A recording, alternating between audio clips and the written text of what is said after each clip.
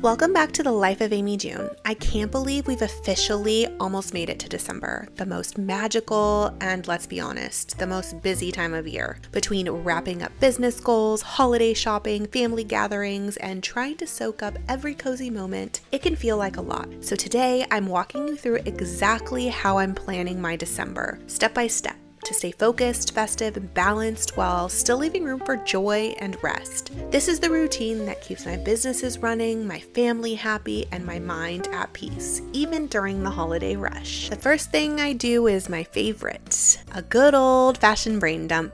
Holiday edition. I grab my notebook or my productivity prism planner and write down everything. Gift ideas, family plans, upcoming launches, client deadlines, grocery lists, even Christmas movie nights that I want. No overthinking, no perfect handwriting, just a total mind clear out. Then I start grouping everything into category. For me, that's Luxe Marketing and Client Work, my own brands, Amy June Lashes and Luxe Mani and Productivity Prism, and then family and personal, and this beautiful YouTube channel. Once I see it all on paper, I instantly feel lighter. It's like organizing the chaos in my mind so I can actually enjoy the season instead of running on stress. Next, I move into my monthly calendar. This is where I start writing in all the non-negotiables, family events, work events, school breaks, business launches, client meetings, and of course, Christmas week. Then I added my YouTube filming days so nothing falls through the cracks during the holidays. Having a bird's eye view of the month keeps me grounded and helps me stay realistic because December isn't about doing everything. It's about doing what truly matters. Here's a tip. If you only plan day to day, you'll miss the magic of seeing how everything connects.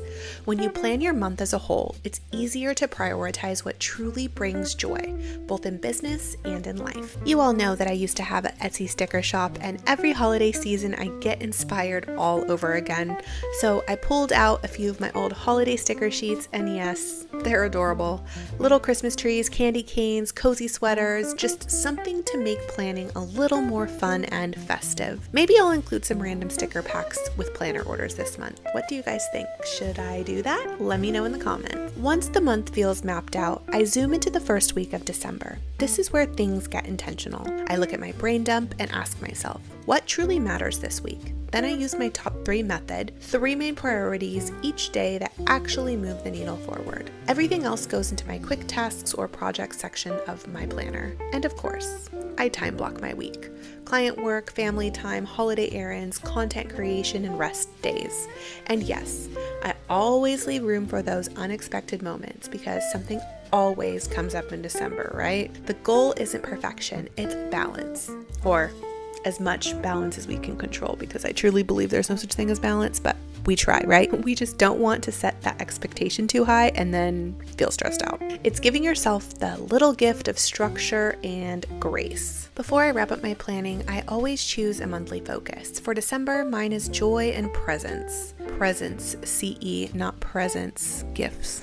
Not every task will get done. Not every plan will go perfectly. But what if our focus this month was to simply just be here, to celebrate how far we've come, to slow down enough to feel grateful, and to set the stage for an even more aligned new year? I also take a few minutes to reflect on November. What worked well? What didn't? What can I carry into the new year that truly supports the life and business I'm building? Also at this time, I will go through any unfinished tasks, anything I didn't check off, to make sure that I actually didn't get them done and just forgot to check them off. And then I'll evaluate, do I still need to do these tasks? Do they need to be moved into December? Can they wait for the new year, or can they be crossed off altogether, meaning that I'm not going to do them any longer? So as we step into this beautiful holiday month, ask yourself, what's one thing your future self will thank you for come January? Maybe it's finishing that project. Maybe it's finally taking a week off, or being more intentional with your mornings, or simply giving yourself permission to rest, because the best kind of productivity is the one that lets you enjoy your life while building it. If you enjoyed planning with me today, don't forget to like this video, subscribe for more productivity and small business routines, and check out my Productivity Prism Planner, available in both paper and digital versions with slight variations, linked down below. Here's to a peaceful peaceful, joyful, and productive December. Let's close out this year feeling grateful, grounded, and ready for what's next. Merry Christmas month, friends. Thank you for being here, and I will see you in my next video very soon. Bye.